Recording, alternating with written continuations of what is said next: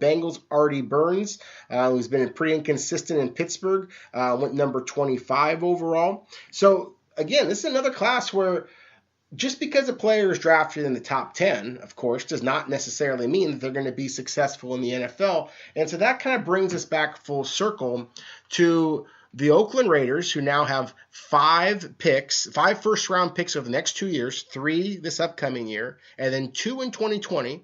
And they also have 5 first and second round picks this year. So that's 5 picks 3 first round selections in the first round, and then 2 second round selections this year. So whoever is going to be making those decisions for the Raiders when it comes to draft day, 5 picks within the first 2 rounds certainly is going to give the Raiders an opportunity to restock the shelves a little bit. And then kind of looking a little bit more to the New York Giants, a team that, we talked about it before, Scott. The Giants have been about as disappointing as any team in football. But certainly if you have some draft picks that you acquire in that move, while they may only be a 4th-round pick next year and a 7th the year after that, some of the conversations you and I have had, Scott, over the years is that it's not so much where your draft picks are at, it's just the fact that you have so many more opportunities. And if you have more darts to throw at that dartboard, so to speak, then you can make some hay. But, kind of want to talk a little bit from the Raiders' perspective and the Giants' perspective. Do you like what they got in terms of a first-round pick for Amari Cooper for the Raiders and a 4th and 7th-round pick for the New York Giants? Well, the thing about it is, Rob, and it's not so much the draft picks because, if you go young, no matter what, you're going to have a learning curve no matter what. Yeah. But what it gives you ammunition to move around the draft board.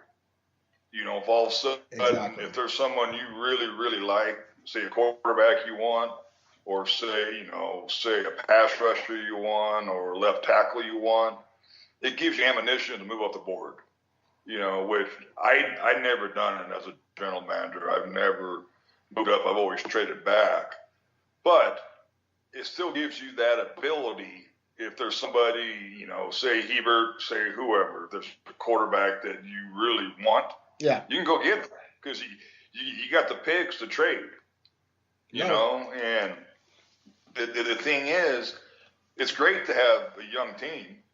There's nothing wrong with that, but it's a building process. So if you're saying, with the Raiders for the next 2 years in the first 5 or the first 2 rounds, they have 5 picks, that's awesome. But you know what, John Gruden's going to have to sit and wait because it's not coming out of the box and rolling. It's the NFL. It's not college football. And to get that many new bodies in there, at 22, 21, 23, 24, whatever they are, it's a process. So what you're really saying is, to get rid of 2 first-rounders like Oakland did, yeah, that were young guys that, of course, Khalil Mack's a stud. Amari Cooper has been a solid player, not great, but solid, and has a chance to be better. I'm sure he probably will when it's said and done. But you're saying forget the people we drafted, who Reggie McKenzie drafted, who we molded, and now we're going to go a different direction. We're going to go with draft picks. And as we talk about every week, it's not an exact science. It's not even close. It's hard. It's hard to draft that many players that early in a draft and hit on all of them. Ron Wolf, who's a Hall of Famer, told me you get 1 out of 4, you're a heck of a scout. Heck of a scout. Meaning 1 out of 4 being 25% from the standpoint of being a good NFL football player and reaching a second contract. Yeah, and I think that a lot of people would be surprised by that. I think that, to get 1 out of 4, it would sound like it's like you're not doing very good. I mean, I'm going to ask you. Yeah. Hey, I laughed at him. I said, I'll hit 3 out of 4. He says, no, you won't. He said, you get 1 out of 4, you have a job. I said, okay. Okay. Well, I think it's interesting, too, because obviously if you are, just this last year, of course, you were working with the Cleveland Browns, which is a couple of different teams, and, but it's been publicized that you worked with the Browns, and, at least the early results are pretty positive. I mean, obviously, the Browns have more wins already this year than they had the last couple of years combined, and a big part of that has been the play of the rookies. I mean, we mentioned Denzel Ward just in passing a couple of moments ago, and I think people expected Baker Mayfield would be somewhat successful, but even Baker was was a controversial pick, and certainly Denzel Ward was a surprising pick for a lot of people. So that's why I think it's kind of fascinating to get your perspective here. I mean, you worked with a team with the Browns that had to make some picks. They had a lot of draft picks to make, and it is easier when you have a roster that maybe has some holes on it. But at the same time, I look at the Giants, I look at the Raiders, and the Raiders have certainly let go a lot of players, recently. Obviously, Mack and Cooper among them. But otherwise, this is a pretty old roster. I mean, you're bringing in some guys. You're bringing in the Jordy Nelsons of the world, and so this is a team that's going to need some turnover. So I thought that it was a surprising move in that way. And then, again, with the New York Giants, it is a surprising move because I thought that now that they have, Olivier Vernon coming back, I really thought this is a Giants team that might be able to start getting some things going a little bit. But, that certainly was not the case last night against the Atlanta Falcons. Yeah, no, I agree. I thought the Giants were going to have a good year. I thought Eli was going to play well, and I think with young back Barkley, and then of course Odell being healthy. I personally thought they'd win the East. I really did. And of course it's not going that direction, but it's unique when you hire a new head coach, put a new system in, and it's not just because Shermer's an offensive-minded head coach, because that's what he is, but it's just the environment when you bring a new voice and a new face in the building. And he's supposed to lead all these 53 guys. And people think on the outside don't understand how tough it is on the inside when you do that, because they're all like, okay, am I good? Am I bad? Am I hearing them right? Once you're around, 2 or 3 years, then you can start feeling. You know exactly where he's coming from. His body language, his message to the team on Monday mornings, after a loss or after a win. But when you have change, and that's what I think with ownerships and thinking, okay, well, we're going to switch coaches because the fans will like it. We'll sell some tickets, we'll be good. And it's not that way. Look at the Steelers, look at Cincinnati. You stay status quo, and it's like having children. You have good days and bad days. Yep. But if you relay the same message every day, it's going to get through. No, and there's no doubt about it. Well, and that's a great analogy. I mean, it's the first team I thought of course, was New England, and just what they've been able to do, and.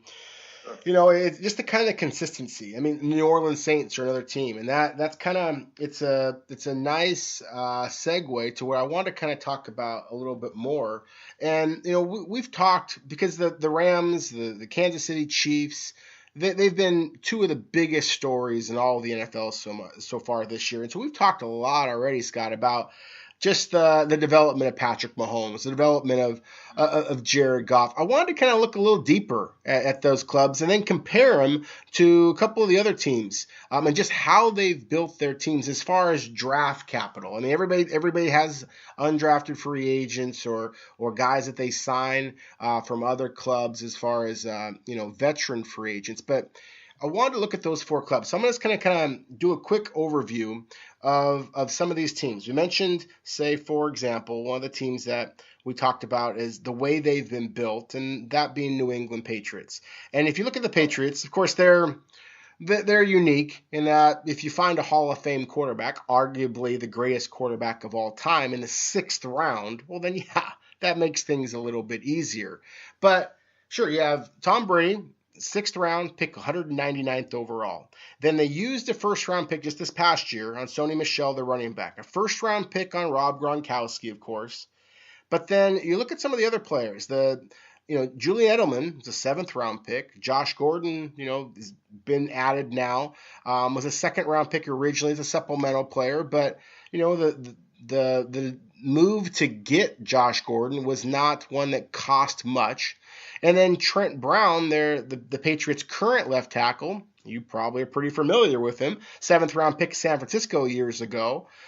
So they didn't invest a lot of early round capital in their skill position players or the left tackle. Now, in the past, Nate Solder was a 1st round pick. He's at the Giants. We're seeing what Solder is doing for the Giants right now. So I thought that was fascinating just to see that for the Patriots, Bill Belichick, defensive-minded head coach and general manager who has had some issues in the draft himself. He's batting probably about 250, as you kind of mentioned before.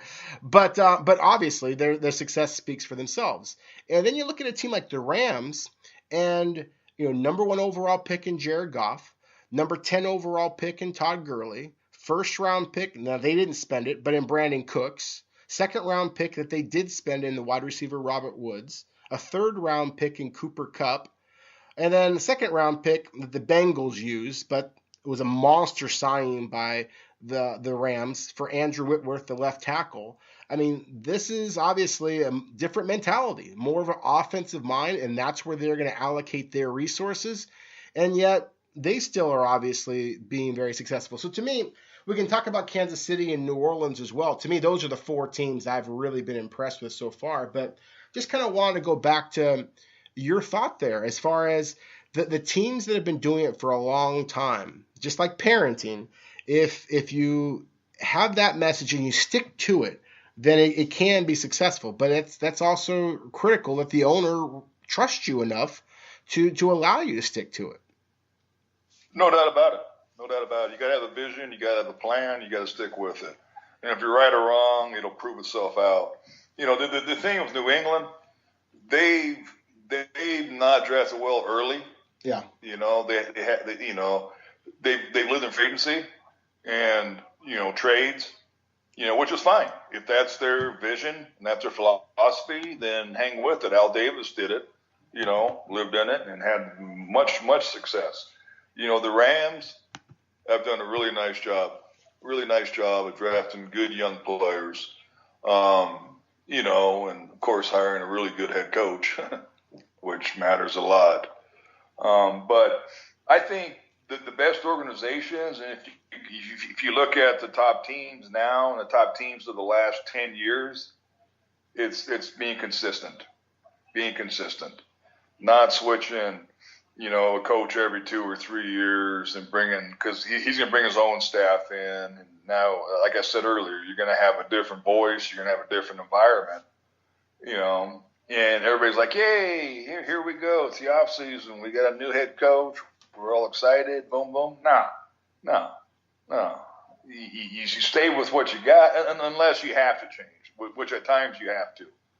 But the vision in the environment is so huge in the building, not on Sundays.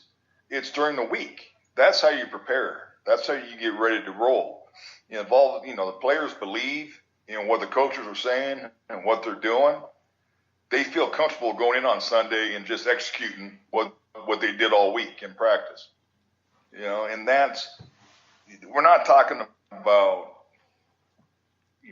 40-year-old guys. We're talking about 20, early 30-year-old guys. And they need structure. They need leadership. They need to know that they're put in a situation to be successful. And if you can't communicate that to them during the week, because you figure Monday you're rolling, watching tape, talking. Tuesday, day off, most of the teams. Then you got Wednesday, Thursday, Friday, Saturday. And if they believe in what they're hearing and what they're doing on the field, practice field, then they feel they can win any game. If they don't believe it, which goes on too much nowadays, then they don't produce like you want them to, because they're questioning it.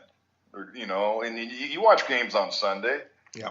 You know, and you can see players, you know, it's 10 seconds on the clock, you know, in